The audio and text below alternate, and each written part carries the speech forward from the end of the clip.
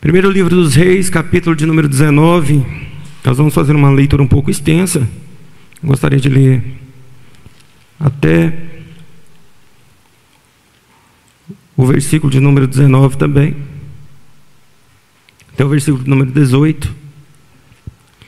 Quando se encontrar, diga amém. Os que não encontraram, acompanhe aqui na projeção. E diz assim: E Acabe fez saber a Jezabel tudo quanto Elias havia feito, e como totalmente matara todos os profetas à espada. Então Jezabel mandou um mensageiro a Elias, a dizer-lhe: Assim me façam os deuses, o outro tanto, se de certo amanhã a estas horas não puser a tua vida como um deles. O que vendo ele se levantou, e para escapar com vida se foi, e chegando a Berseba, que é de Judá, deixou ali o seu servo. Ele, porém, foi ao deserto caminho de um dia, e foi sentar-se debaixo de um zimbro, e pediu para si a morte, e disse: Já basta, ó Senhor, toma agora a minha vida, pois não sou melhor do que os meus pais. E deitou-se e dormiu debaixo do zimbro. E eis que então um anjo o tocou e lhe disse: Levanta-te e come. E olhou, e eis que à sua cabeceira estava pão cozido sobre as brasas e uma botija de água, e comeu e bebeu e tornou a deitar-se. E o anjo do Senhor tornou segunda vez e tocou e disse: Levante-se e come, porque será muito longo o caminho. Levantou-se, pois, e comeu e bebeu, e com a força daquela comida caminhou 40 dias e 40 noites até Horebe, o monte de Deus. E ele entrou numa caverna e passou ali a noite, e eis que a palavra do Senhor veio a ele e disse: Que fazes aqui, Elias? E ele disse: Tenho sido muito zeloso pelo Senhor Deus dos exércitos, porque os filhos de Israel deixaram a tua aliança, derrubaram os teus altares e mataram os teus profetas à espada, e só eu fiquei, e buscam a minha vida para me tirar.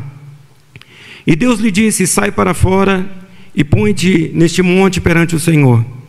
E eis que passava o Senhor, como também um grande e forte vento, que fendia os montes e quebrava as penhas diante do Senhor.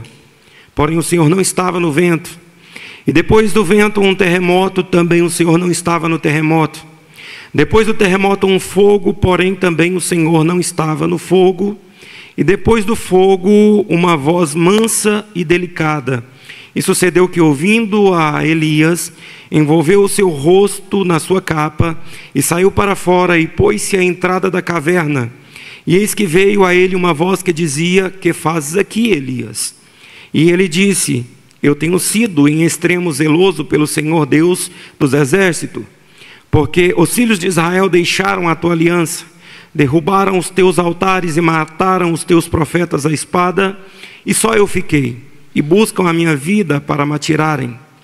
E o Senhor lhe disse: Vai, volta pelo teu caminho para o deserto de Damasco, e chegando lá unge a Azael rei sobre a Síria, também a Jeú, filho de Nissi, ungirás rei em Israel, e também Eliseu, filho de Safate, de Abel-Meolá, ungirá profeta em teu lugar. E há de ser que o que escapar de Azael, matá-lo-á Jeú, e o que escapar à espada de Jeú, matá-lo-á Eliseu. Também deixei ficar em Israel 7.000, todos os joelhos que não se dobraram a Baal, e toda a boca que não o beijou. Somente até aí. Acredito que a leitura ela já fala por si só, né? O texto, a Bíblia Sagrada, só de lermos, ele já fala profundamente conosco. Amém. Amados, estamos diante de um texto, que conta parte da história, da biografia desse homem chamado Elias. E quando nós nos deparamos com essa parte da história de Elias, parece que nós estamos falando de um personagem diferente do que vemos nos episódios anteriores, ou até mesmo nos episódios posteriores. Porque nós somos acostumados a ver um super-herói em Elias. Quando a gente fala a respeito do profeta Elias, nós lembramos do profeta do fogo, do homem que esteve junto com Jesus na transfiguração, né, aquele que apareceu juntamente com Moisés, no dia em que Jesus subiu ao monte e se transfigurou diante, né, dos seus discípulos.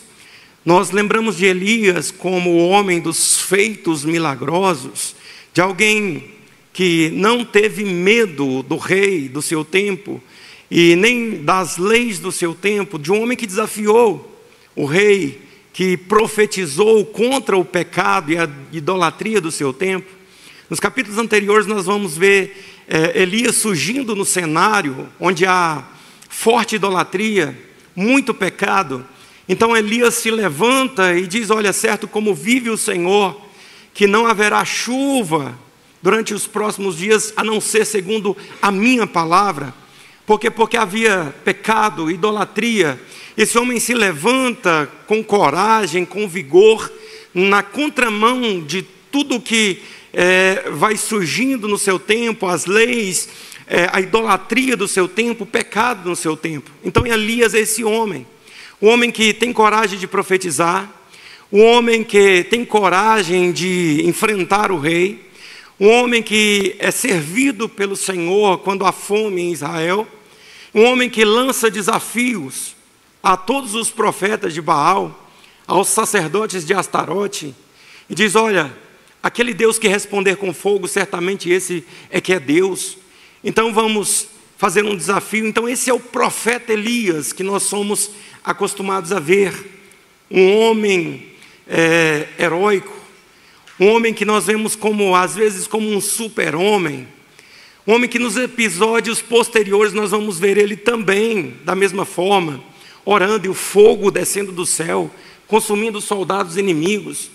Mas aqui nesse episódio, no capítulo de número 19, nós nos deparamos com Elias humano, com Elias que tem medo, com Elias que sofre, com Elias que parte em fuga, com Elias que entra num senso de autocomiseração, com Elias que se sente só em determinado momento e enfrenta processo de solidão, com Elias que fica desanimado, com Elias que entra na caverna e pede para si a morte, com Elias que não compreende o processo de Deus no momento, com Elias que busca refúgio, apesar de estar na direção certa, rumo ao monte de Deus, mas ele entra no lugar errado, e pelas motivações erradas ele foge. Um Elias ser humano. E nós somos muito acostumados a ver os personagens bíblicos como pessoas extra-humanas. Como, por exemplo, quando nós olhamos para Moisés, nós vemos Moisés como o homem da lei, o profeta da lei, o homem que falava cara a cara com o Senhor, o homem que subiu ao monte no dia que o Senhor decidiu dar a lei, e ali ele teve um relacionamento profundo com Deus, uma manifestação profunda, um homem que desce do monte com o rosto brilhando, por tamanha ser a glória de Deus. Mas não somos acostumados a ver Moisés que não entra na terra prometida, porque as suas atitudes trazem traços de incredulidade, e às vezes traços de arrogância pessoal, no momento em que ele desobedece a Deus em fazer algo que o Senhor mandou fazer e ele faz de forma diferente. Nós somos acostumados a ver Davi como homem segundo o coração de Deus, mas não somos acostumados a ver um homem que pecou, um homem que errou, um homem que caiu em pecado.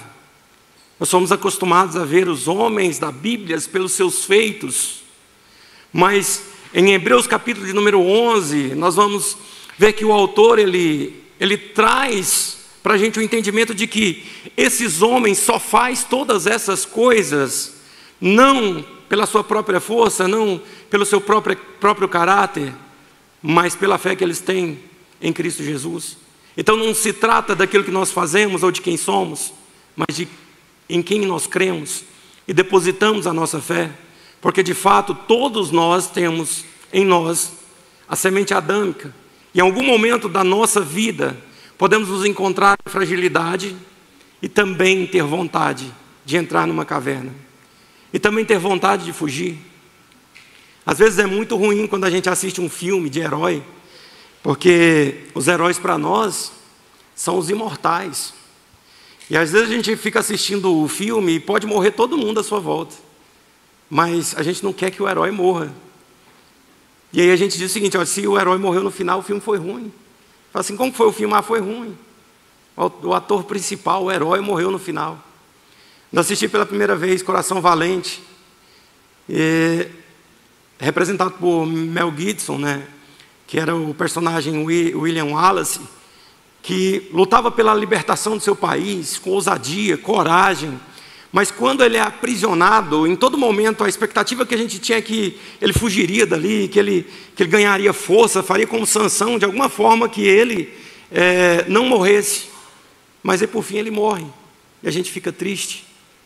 Mas os seres humanos não são super-homens. Os seres humanos, todos eles, encontram-se em pontos de fragilidade, em pontos onde às vezes, né, a tristeza bate, e às vezes alguém pode até olhar e dizer: por que está triste? Tem tantos motivos para se alegrar. Por que entrou em depressão? Não é servo de Deus? Se serve a Deus, tem alguma coisa em contradição?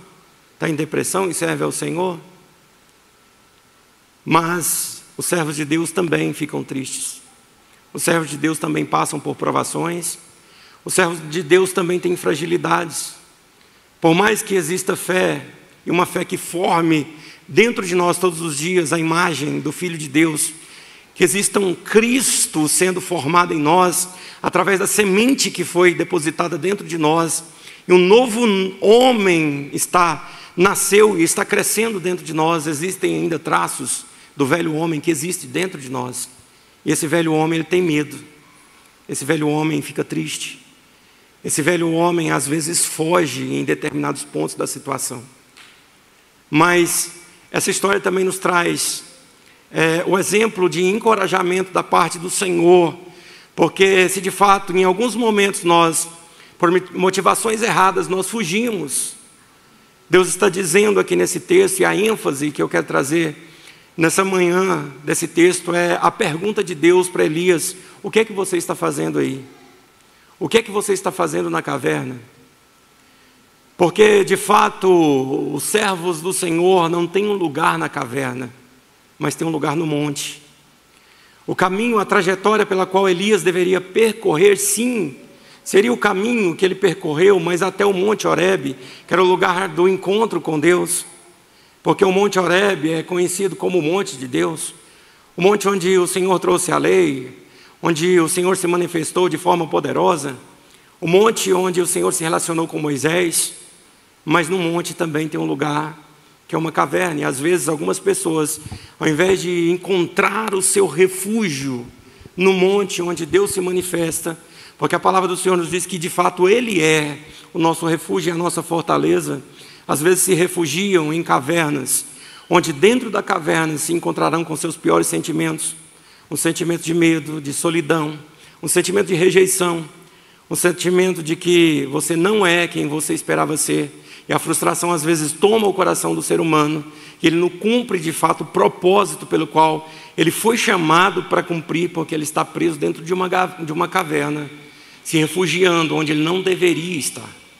Então observe, eu gostaria de chamar a atenção para o texto, Elias, num contexto onde ele realiza grandes feitos, desafia os profetas de Baal, Deus manifesta-se com fogo, ele mata os profetas de Baal.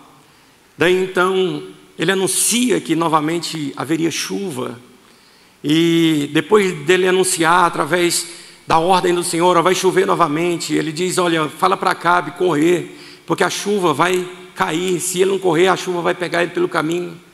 Então ele sobe para o monte, vai orar com o teu moço, e quando ele olha para o céu não tem sinal de chuva, mas tem a esperança na palavra do Senhor.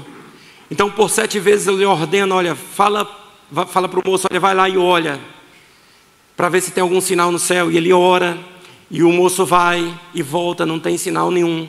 Mas pela 7ª vez ele diz: olha, agora eu vejo um sinal, uma nuvem do tamanho da mão de um homem.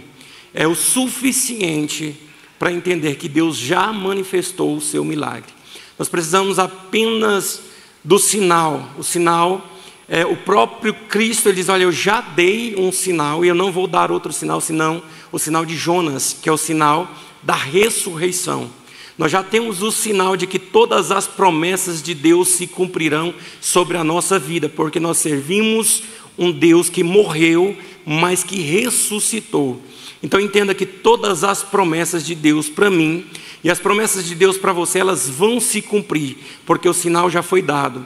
O Deus que nós servimos já ressuscitou, então já existe um sinal de que Ele se manifestará, as promessas dEle irão se cumprir sobre a nossa vida. Mas aí então, depois de todos esses feitos, de todo acontecimento, talvez surja uma série de expectativas no coração de Moisés, de Elias. Por quê? Porque Deus se manifestou com milagre, feitos poderosos aconteceram. Ele falou que não ia chover, não choveu. Ele falou que ia chover, agora choveu. O povo que andava em idolatria, agora é bem provável que vai haver um grande avivamento, as pessoas vão se converter ao Senhor, vai haver uma conversão em massa, as pessoas vão se voltar contra o rei, contra Jezabel, não vai aceitar mais o domínio da idolatria. Quem sabe agora até Jezabel haja de forma diferente. Deus agora vai agir de uma outra forma, dentro das expectativas de Elias, mas ele se frustra. E a frustração ela é motivada justamente pelas expectativas que nós temos, primeiro, em relação a como nós esperamos que Deus haja. Porque na maioria das vezes nós levamos para Deus uma receita pronta e fazemos projeção da nossa vontade no projeto de Deus, achando que Deus precisa fazer tudo aquilo que a gente quer e da forma como a gente quer. Às vezes a gente acredita que a gente pode instruir Deus e nas nossas orações a gente ora, Senhor, eu quero que o Senhor faça assim, e aí o Senhor faça dessa forma também, e o Senhor haja dessa forma também, como se a gente estivesse ensinando Deus como Ele deveria agir na nossa vida e resolver os nossos problemas e tirar da nossa frente os nossos embaraços e não nos deixar tristes e fazer com que as coisas se resolvam do nosso modo. Só que as coisas não acontecem dessa forma, porque a palavra do Senhor nos diz que os pensamentos do Senhor são mais altos do que os nossos pensamentos. O caminho do Senhor são mais altos do que os nossos caminhos. Deus não pensa como nós. A vontade de Deus não é a nossa vontade.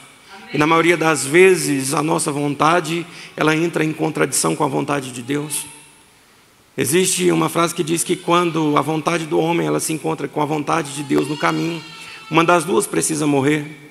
E quando acreditamos que a vontade de Deus precisa morrer para que a nossa prevaleça, então nós entramos em frustração, porque nós esperamos que o Senhor haja do jeito que a gente quer, esperamos que a doença se cure da forma como a gente espera que aconteça, mas às vezes Deus espera que morra, como aconteceu com Lázaro. Eu imagino o coração de Maria e Marta, procurando Jesus, porque acreditavam que a única esperança era Jesus. Lázaro está moribundo, quase à morte. Manda procurar Jesus, Jesus está longe. Se Jesus estivesse aqui, resolveria o problema. Mas aí mandam procurar Jesus, Jesus sai da Judéia e vai para a região da Pérea, além do Jordão, a um longo caminho, um caminho de 3 dias, e quando encontram Jesus, Jesus manda a notícia, olha, diz que a doença não é para a morte, mas é para a glória de Deus. E quando a gente faz o cálculo, a gente percebe que quando o mensageiro ele chega de volta, ele já encontra Lázaro morto, já estava sepultado. Eu imagino a frustração daquele que traz a notícia. Jesus mandou dizer que não é para a morte, vai falar para Maria, para Marta, não é para a morte, mas chega, tem luto, já morreu. E a frustração, mas Jesus não disse, mas não era assim que era para acontecer. Marta e Maria, na sua frustração, quando Jesus chega no pensamento dela, uma chegada atrasada, retardatária, ele chega atrasado e Marta e Maria diz, se o Senhor estivesse aqui, mas o Senhor não estava, meu irmão não estaria morto. Mas não é do jeito que a gente quer e da forma como a gente espera. E Jesus, para manifestar o seu poder e a sua glória, como ele havia dito para o mensageiro, não é para a morte, mas é para a glória do Pai. E para manifestar a glória do Pai, ele esperou que morresse, para mostrar que aquele que tem poder sobre a enfermidade, ele também tem poder sobre a vida e sobre a morte. Porque nós servimos a esse Jesus que, ainda que morra, ele tem poder para ressuscitar. Foi essa a fé de Abraão quando ele leva Isaque para o monte. O autor aos Hebreus diz que ele acreditava que, ainda que Isaque morresse, ele iria ressurgir das cinzas. A expectativa que nós devemos gerar em relação a Deus não deve estar nos meios pelo qual Ele trabalha, mas no fim. E a palavra do Senhor nos diz que o fim de todas as coisas para aqueles que amam a Deus e são chamados segundo o seu propósito é o bem. Deus tem bem para mim e Deus tem bem para você. Mas os meios são às vezes incompreensíveis pela mente humana. Às vezes nós não vamos compreender a forma como Deus está agindo. Às vezes nós não vamos compreender por que é que nós perdemos o emprego. Às vezes nós não vamos compreender por que é que o voo atrasou, por que é que o carro não pegou, por que é que as coisas não estão acontecendo, por que é que a enfermidade chegou. Mas entenda uma coisa, ainda não compreendendo o agir de Deus, não se frustre, porque aquele que tem nas mãos o controle sobre todas as coisas, ele não falha. Ele não perdeu o controle da situação, a rédea continua nas mãos dele, e no final as coisas irão dar bem para mim e para você. Eu imagino o coração das pessoas que estavam caminhando pelo deserto por muitos anos. De repente Moisés, fazendo a segunda transmissão, aqueles que queriam possuir a terra prometida. E ele, no capítulo de número 8 de Deuteronômio, vai dizer o seguinte: foi eu que levei vocês para o deserto. Poxa, o Senhor que me trouxe para o deserto? Sim. Para quê? Para humilhar vocês, para fazer vocês terem fome. Para que quando vocês possuíssem a terra, vocês não batessem no peito e dissessem: foi eu que entrei. Foi eu que levei vocês para o deserto, fiz com que vocês tivessem fome, alimentei vocês com maná, que vocês não conheceram, que os pais de vocês não conheceram. Mas entenda uma coisa, em todo o processo no deserto havia cuidado. As sandálias não acabavam, as roupas não se desgastavam, e eu cuidava de vocês, para que no final eu pudesse fazer o bem. Ou seja, independente do trajeto, independente do processo, no final, Deus fará o bem para aqueles que amam a Deus e são chamados segundo o seu propósito. E às vezes nós ficamos frustrados com o Senhor, ficamos frustrados com as expectativas que geramos a respeito das pessoas. Esperamos que elas reagirão de uma forma, mas nem sempre elas reagem como a gente espera, ou às vezes, na maioria das vezes, elas não reagem da forma como a gente espera. O que a gente vê de líderes de trabalhos dentro da igreja frustrados, porque esperavam que os seus liderados correspondessem da forma como eles projetam. Eu preparei uma reunião, eu fiz isso, eu organizei, mas não apareceu ninguém. A metade não veio, os que vieram não corresponderam. Eu tracei essa meta, mas ninguém se empenhou a cumprir. Ninguém fez como eu esperava. Eu depositei tanta esperança em determinada pessoa, mas ela me frustrou, ela não fez como eu esperava que fizesse. Às vezes depositando a esperança no médico, o médico vai sarar. Esse médico é bom, todo mundo fala que ele é bom, todo mundo diz que colocou nas mãos dele e fica tranquilo, fica seguro, mas de repente falta-lhe recurso e ele frustra as suas expectativas. Ficamos frustrados com pessoas. Assim Elias se frustrou com Deus. A imaginação de Elias, a expectativa é que algo novo se fizesse, e não daquela forma. Não que agora, depois de um grande milagre, Jezabel lhe mandasse um recado: olha, fala para Elias que amanhã essa hora ele vai estar morto, assim como morreram os profetas. E se ele não morrer, fala para ele que se ele não morrer, me façam os deuses outro tanto no lugar dele. Ou seja, uma ameaça fortíssima. Ele se frustra com Deus, ele se frustra com pessoas e também consigo mesmo. Observe que as expectativas que ele gera a respeito de si mesmo não condizem com o que ele está vivendo. Ele diz: olha, eu não sou melhor do que os meus pais. Eu esperava que eu fosse mais além. Às vezes nós traçamos um padrão muito alto para nós mesmos. E às vezes, quando nós não correspondemos àquilo que nós desejamos como padrão, para que a gente viva, para que a gente apresente, para que a gente mostre, a gente fica frustrado, a gente fica envergonhado. A timidez e a vergonha, elas estão associadas ao orgulho, do padrão que a gente gera, daquilo que a gente considera como vexatório, daquilo que a gente considera como ridículo. E quando a gente considera algo como ridículo, a gente estabelece um padrão, aquilo é ridículo. Mas aí no momento em que a gente se vê numa situação onde a gente pode também ser visto aos nossos olhos como ridículo, a gente fica envergonhado. A vergonha, ela está relacionada a esse orgulho de querer estar acima do padrão que nós mesmos traçamos como o que é ridículo e o que não é.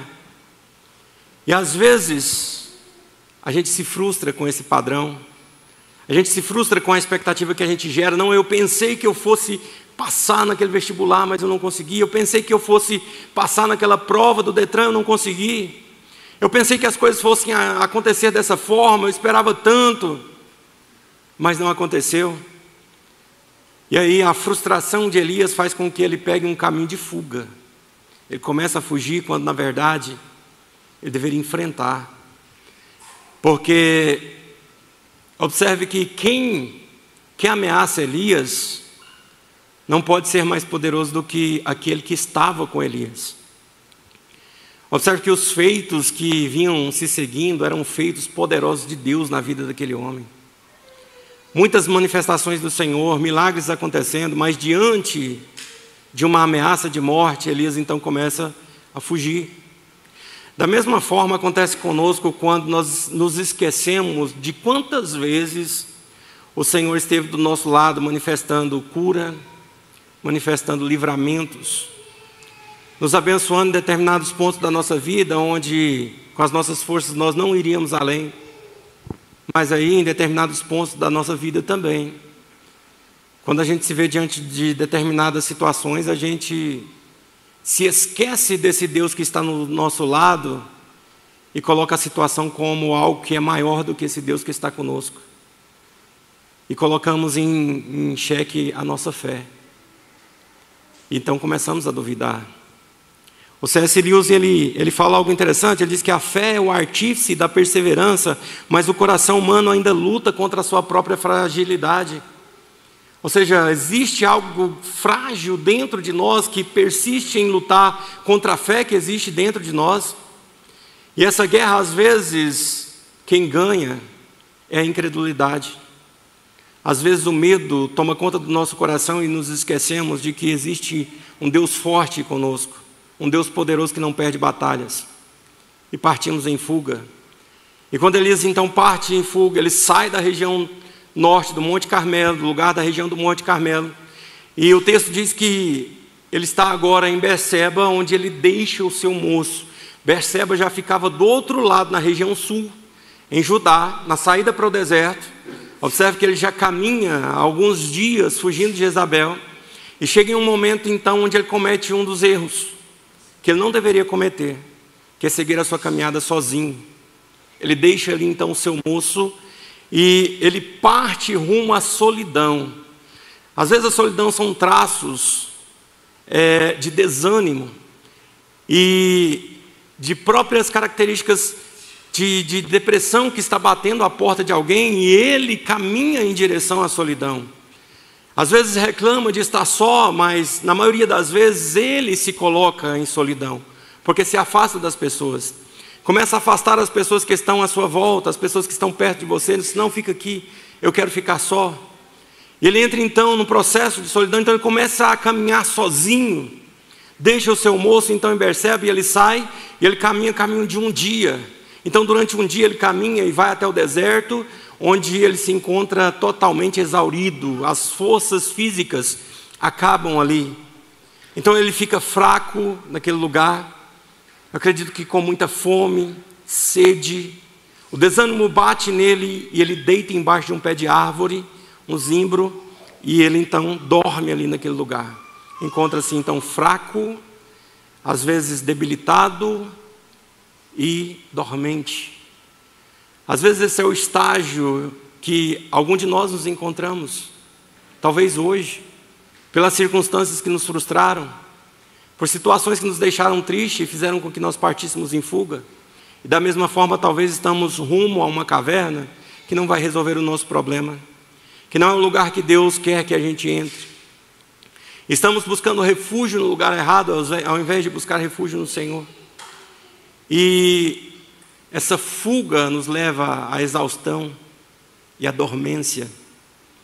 E o interessante é que, mesmo exaurido, fraco, fragilizado, dormente, Deus nos encontra nesse lugar, esse lugar de fragilidade. E o interessante é que Deus não faz como, na maioria das vezes, as pessoas à nossa volta fazem. Porque as pessoas à nossa volta, na maioria das vezes, elas apontam o dedo e nos julgam pela fragilidade. Ou às vezes nós, da mesma forma, fazemos com alguém. Julgamos alguém por sua fraqueza. Por que você está desse jeito? Para que está fazendo assim?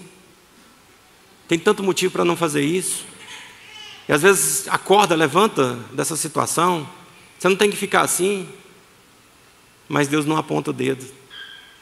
A primeira coisa que Deus faz, Ele envia um anjo para o levantar, para tirá-lo daquela situação, para o alimentar. E aí Deus diz para ele: olha, levanta, come, está com sono, está frágil, tem um alimento para você, tem o pão e tem o água para você. Nos momentos de fraqueza na nossa vida, de exaustão, precisamos entender que Deus, Ele tem disponível para nós pão e água. Amém. Alimento que alimenta, que dá sustentação e que sacia a nossa sede. E nós sabemos que, de fato, para nós, o alimento que nos move é o próprio Jesus. Ele é o pão da vida, o pão que nos sustenta, o pão que nos move. Ele é a água que sacia a nossa sede. E Ele tem promessa para nós de fazer em nós uma fonte que jorre para a vida eterna. Porque se estamos buscando uma água natural, coisas que vão suprir as nossas deficiências naturais pelos recursos naturais, vamos ter que buscar novamente. Todos os dias vamos ter que tomar água, todos os dias vamos ter que comer pão. E se nós buscamos recursos naturais, às vezes para nos tirar de situação de tristeza, de desânimos, de fragilidade, vamos ter que continuar buscando isso.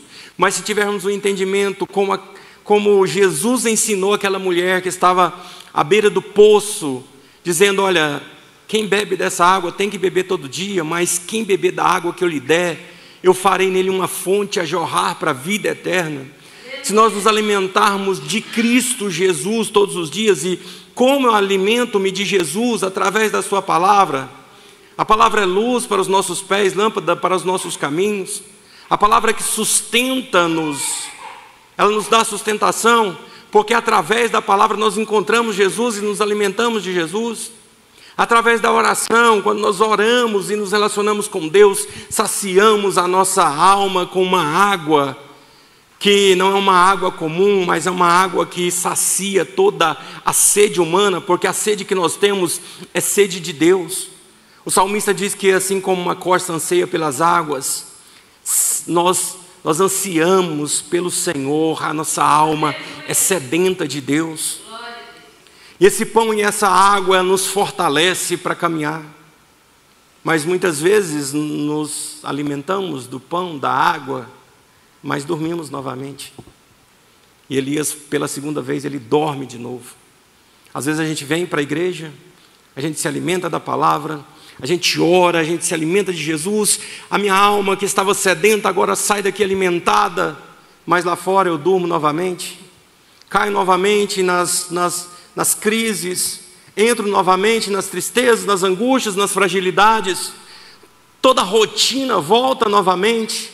Mas entenda uma coisa: Deus não desiste de nos tirar desse lugar de fragilidade.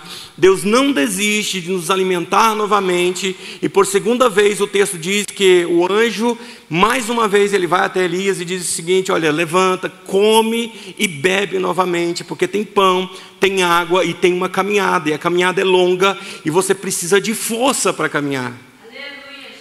Nós servimos esse Deus que nos fortalece e que não nos julga, não aponta o dedo para nós. Então Elias levanta, ele come e ele bebe. E ele caminha, o texto diz que ele caminha por um período de 40 dias e 40 noites. Se nós formos avaliar essa caminhada, a caminhada da região do deserto até o monte Horebe, é cerca de 350 quilômetros. Não se sabe ao certo onde, que ponto ele estava no deserto. Uma caminhada dessa a pé, considerando que alguém ande 8 horas por dia, ele chega em 12 ou 13 dias. Mas o texto diz que ele caminhou 40 dias e 40 noites. Por que o texto diz que é uma caminhada de 40 dias e 40 noites com a força daquela comida? Porque o texto trata de um ciclo de preparação para algo novo. Sempre quando a Bíblia traz o número 40, como assim outros números também, como o número 7, por exemplo, ele tem um significado. O número 7, ele tem um significado de plenitude, completude, perfeição. Então sempre que o 7 aparece, tem algo relacionado à maturidade, à completude de alguma coisa. Sempre que o número 12 aparece, tem algo relacionado a governo, a organização. Tem algo relacionado à autoridade, a poder. E o 40, o número 40, ele está sempre ligado também a um ciclo de preparação, de renovo, um ciclo de purificação, um ciclo de julgamento. Como, por exemplo, a gente vai ver que quando Deus envia o dilúvio, chove continuamente, ininterruptamente, 40 dias e 40 noites. Ou seja, são 40 dias num processo de purificação da terra para que um novo ciclo comece, para que uma nova fase surja. Ou seja, é um ciclo de purificação, é um ciclo de renovação da terra para um novo tempo. Daí, da mesma forma, quando Moisés ele sai com o povo do Egito, caminham por 40 anos. Mais uma vez o número 40 aparece, porque é um tempo de preparação para que uma nova geração forme então uma nova etapa, porque a geração anterior ela foi rejeitada. Quando Moisés sobe ao monte, ele fica 40 dias no monte. Por quê? Porque uma nova fase, a fase da lei, ela vai surgir. Então Moisés fica 40 dias no monte para receber essa preparação, esse tempo para que a lei surja através de Moisés. Os espias passam 40 dias espiando a terra. Jesus, quando ele vai iniciar o seu ministério, são 40 dias de jejum e oração, um tempo de preparo. Tempo de preparação para que algo novo surja. Então o tempo de caminhada de 40 dias e 40 noites era o anúncio de um novo tempo, de uma nova fase, de algo novo. Então, o que é que Deus estava querendo com Moisés? Um tempo de preparação para que ele chegasse onde? No Horebe, um monte de Deus. Ele caminhava para o lugar certo, na direção correta, mas com motivações erradas. E quando ele chega no Horebe, ele encontra o quê? Uma caverna. E ele entra então dentro dessa caverna. E ao entrar dentro da caverna, ele enfrenta então seus piores medos e angústias. Porque dentro da caverna, no lugar escuro, é onde às vezes o inimigo aponta para nós as nossas fragilidades e nos dizem que nós não somos capazes. E dizem que nós não vamos conseguir vencer e que não vamos conseguir ir avante. É onde às vezes as circunstâncias que nos cercam apontam para nós dizendo, olha, não dá para seguir. Você está sozinho. Todos os demais morreram, abandonaram a lei, a aliança. Ninguém quer nada com o que você está falando. Ninguém está nem aí para o que você está fazendo. A enfermidade vai te matar. O caminho é terminal, não dá. É o fim da sua história. É nesse ponto que Elias se encontra, dentro da caverna, enclausurado em seus medos e angústias, pedindo a morte, dizendo não conhecer a si mesmo, dizendo eu não sou melhor do que os meus pais. Um homem que viveu grandes feitos do Senhor, realizou grandes milagres através da fé que ele tinha em Deus, agora está dizendo, quem sou eu? Eu não sou ninguém. Eu estou aqui dentro querendo morrer. Parece que é uma contradição muito grande de alguém que foge para escapar da morte, mas ele pede para o Senhor que o Senhor o tire a vida. Ele quer ou não quer morrer? Há uma confusão dentro de si. uma crise existencial profunda, e muitas pessoas, às vezes por não compreender os processos do Senhor, e a forma como Deus age, e às vezes por não compreender a caminhada, elas entram nesse processo depressivo, de confusão mental, não sabem de fato quem elas são, não sabem de fato o que querem. Eu quero ficar só, mas não quero a solidão. Eu deixei o moço para lá, mas eu não quero ficar só. Eu estou fugindo da morte, mas eu quero morrer. Elias se encontra nesse ponto da vida, mas o mesmo Deus que nos fortalece na caminhada é o Deus que também nos encontra dentro da caverna. E Deus, quando Ele encontra Elias dentro da caverna, Ele diz para Elias: Elias, está no lugar errado. O que você está fazendo aí? Sai para fora da caverna. E quando Elias sai para fora da caverna, o texto diz que há 3 manifestações poderosas, mas Deus não está no meio delas. Há uma manifestação de fogo, uma manifestação poderosa de vento e de terremoto, mas Deus não está no meio dela. Sabe o que eu observo nesse texto? Deus era acostumado a se manifestar para Elias com fogo. Eu acredito que na mente de Elias o fogo era a manifestação de Deus. Deus está no meio do fogo. Mas Deus, Ele conhece o nosso ambiente. Ele conhece como nós estamos. Às vezes quando a gente vai cantar na igreja, a gente canta de que forma? Alegre. É igreja, hinos alegres, e Deus fala através dos hinos alegres. Mas no momento de luto, se a gente vai no velório, de que tipo de hino que a gente canta? A gente canta um hino conforme a situação das pessoas, e Deus fala através daqueles hinos também.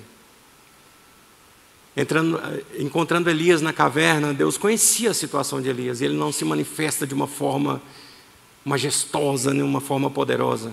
Os eventos acontecem pela chegada do Senhor, mas o texto diz que Deus estava na brisa suave, mansa, conforme a situação que Elias estava, porque Deus é empático, Ele conhece o nosso coração, Ele sabe, conhece os nossos momentos e a nossa vida, e Ele sabe como chegar até a nós.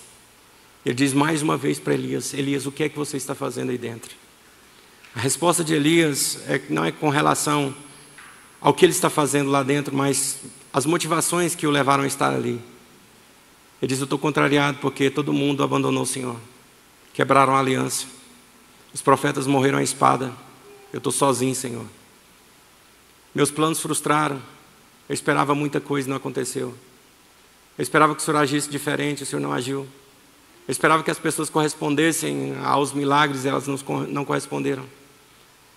Ou seja, eu tinha expectativas e elas não foram alcançadas.